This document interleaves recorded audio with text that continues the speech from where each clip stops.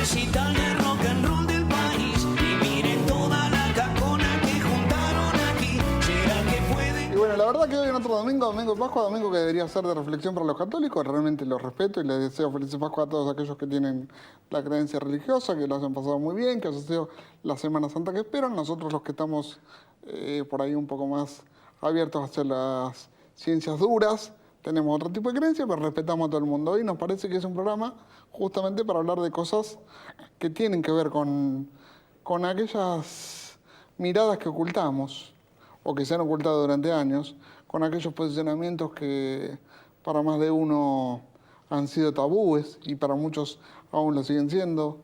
El gobierno de Néstor Kirchner, por sobre todas las cosas, abrió un camino muy fuerte con todo esto de la inclusión.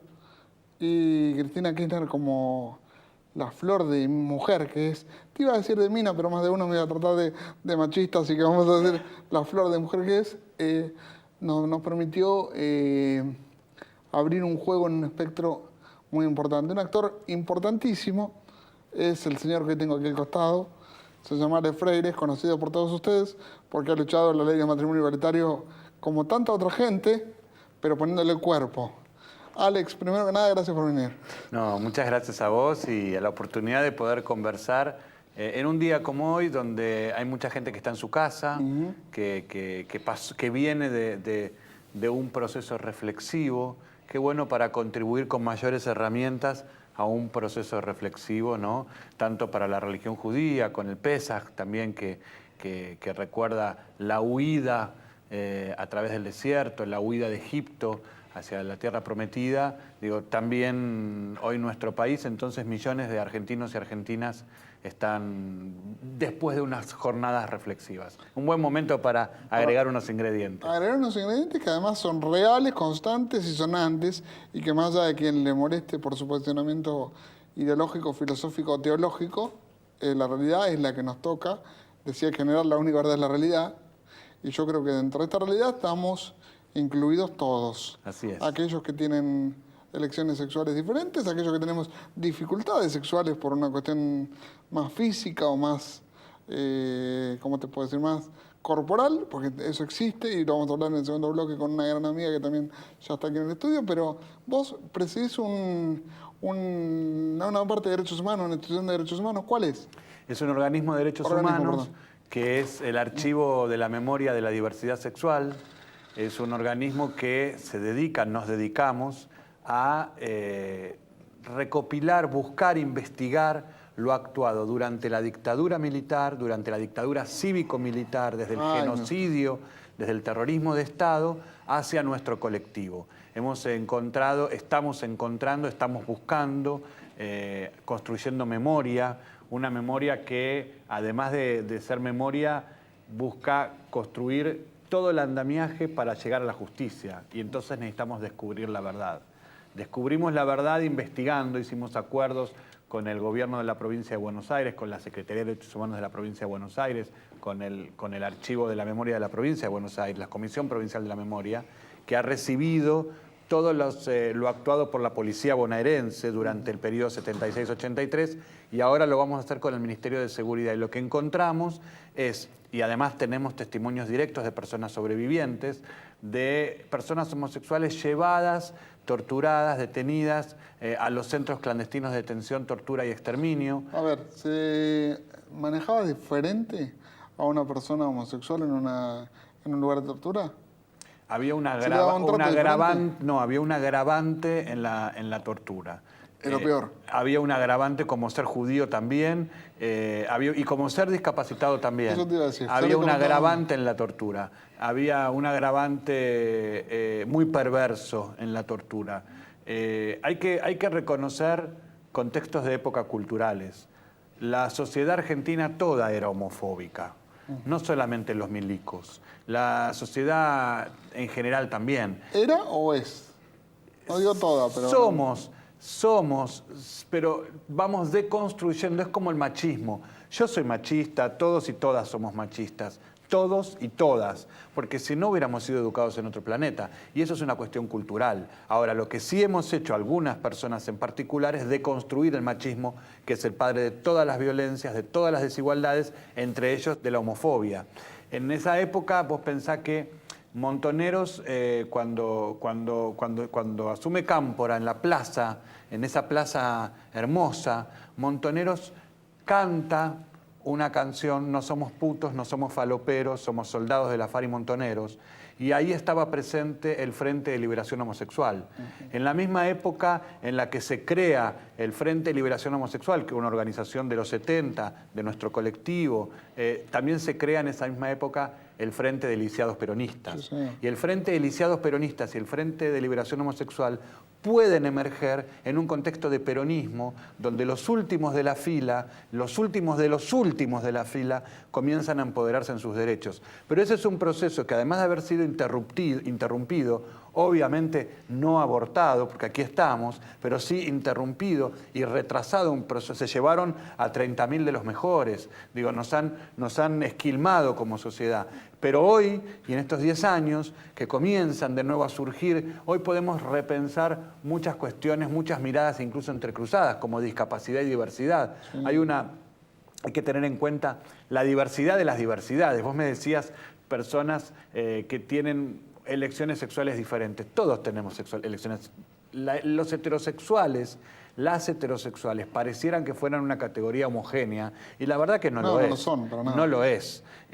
Cada uno, cada una, si le haces una lista, que diga una lista de cómo es su sexualidad, vas a dar cuenta comparativamente que todos somos irrepetibles y únicos, igual que los demás. O sea, igual que todos. Igual que todos. Entonces, en discapacidad y diversidad nosotros hemos hecho algunas intervenciones como organización, más allá de como archivo de la memoria de la diversidad sexual, en esto de construir memoria para llegar a la verdad y reclamar justicia civil, justicia garantista, cumplimiento de la Constitución, derecho a un juicio justo, derecho a la defensa y que se aplique el Código Penal civil. No desde el odio, no desde el enojo, sino desde la búsqueda de la justicia.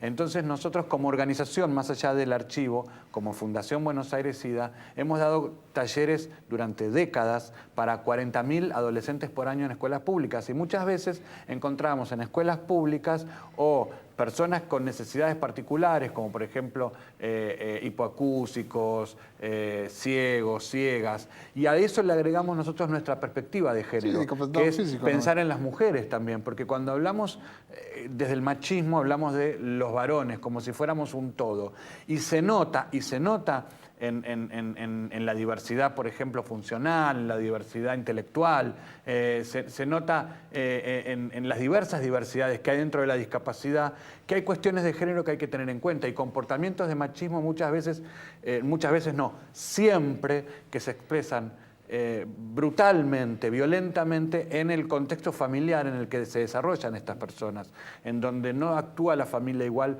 frente a la mujer y su cuerpo, su madurez, sus necesidades, sus deseos, que frente al varón. Y hay como una cosa prostituyente, hay que revisar también del machismo, de plantear una cuestión de, bueno, pobrecito, contratemos una mujer. En realidad sometamos a una mujer a una cuestión de una violencia, que es la prostitución, y no repensar también qué nos pasa con la sexualidad de todos y de todas. Hicimos con una organización amiga nuestra que es Canales, que se dedica a hacer comunicación para personas sordas e hipoacúsicas. Hicimos unos videos en lengua de señas de prevención del VIH, que también es un material poco presente, teniendo en cuenta incluso las diversidades. En ese caso, la cuestión era resolver con lengua de señas para un público que además hay que entender que la lengua de señas en Argentina no es igual al resto de la de los países. No. Es un problema concreto que tenemos. Entonces hay pocos materiales. Y para la diversidad funcional hay que tener en cuenta también la enorme diversidad de personas dentro de la categoría diversidad funcional. Y ahí también hay personas homosexuales. Me pregunto qué oportunidades tiene una persona transgénero, una persona travesti, de desarrollarse como tal en un contexto familiar que todo lo controla, que todo lo limita, que está a cargo de todo y que no deja entonces que las personas sean quienes son. Eso nos pasa, en realidad, después lo voy a profundizar un poco más, Catalina, pero nos pasa a todos, no solo a los trans, sino es tan grande la limitación física que el hecho de poder tener cierta libertad para elegir determinadas situaciones es bastante compleja.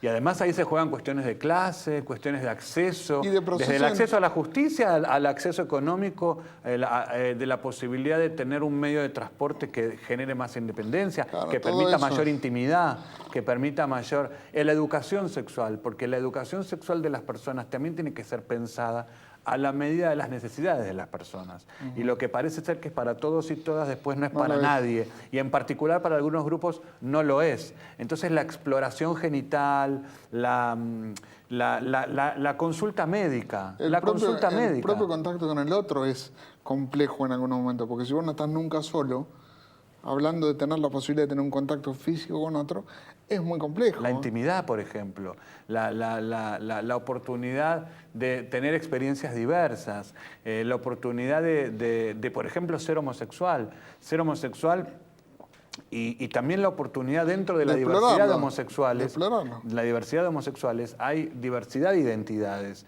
y elegir, identificarse, encontrarse.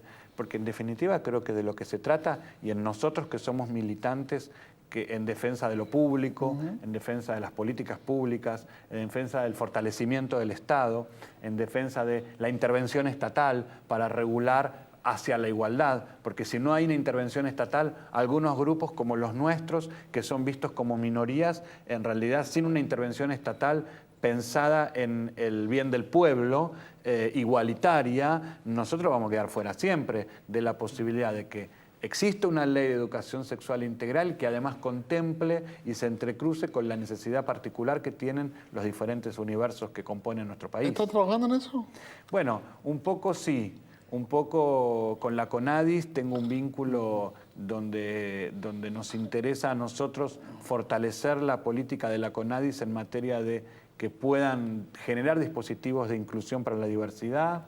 Estamos trabajando nosotros también en la discusión con el deporte, la inclusión en el deporte, la posibilidad de que las personas de la diversidad sexual puedan participar de la vida del deporte, que el deporte no nos margine. ¿Hoy no pasa? Y vos pensás que si yo te propusiera que me digas qué deportista, varón o mujer, es conocido porque lo ha dicho de sí mismo que es homosexual, no vas a encontrar a nadie casi.